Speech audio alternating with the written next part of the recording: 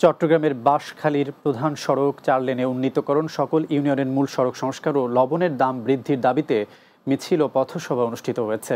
উপজেলার ছনুয়া বাজার হয়ে মিছিলটি বের হয়। পরে ছনুয়া বাজার চত্বরে গিয়ে সমাবেশ অনুষ্ঠিত হয়।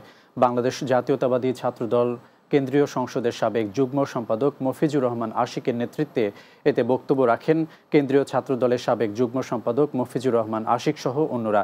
এ সময় উপস্থিত ছিলেন ছাত্রদলের সাবেক কেন্দ্রীয় সদস্য একে আজাদ, সাবেক ছাত্রদল নেতা আরিফ, এস এম এমদাদ, সাবেক ছাত্রনেতা ইমরান, আশেক, মামুন ও বাঁশখালী বিএনপির অঙ্গ ও সহযোগী সংগঠনের নেতৃবৃন্দ।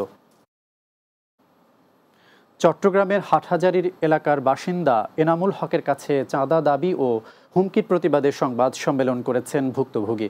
চট্টগ্রাম প্রেস ক্লাবের এস রহমান হলে এ সংবাদ সম্মেলন অনুষ্ঠিত হয়।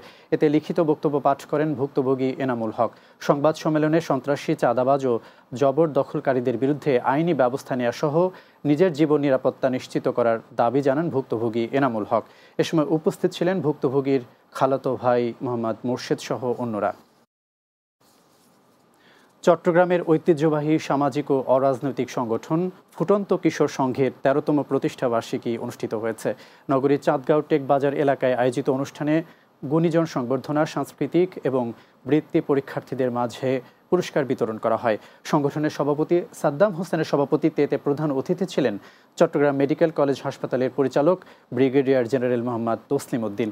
এ সময় উপস্থিত ছিলেন deputy attorney general barrister Mohammad Usman Chowdhury, Safa air space travel এজেন্সির chairman A K M Zia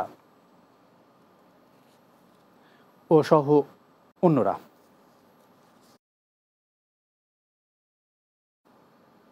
রাতের বাংলা নিচ্ছে আরও একটি বিরতি, ফিরছি কিছুক্ষণ পর, সাথেই থাকুন।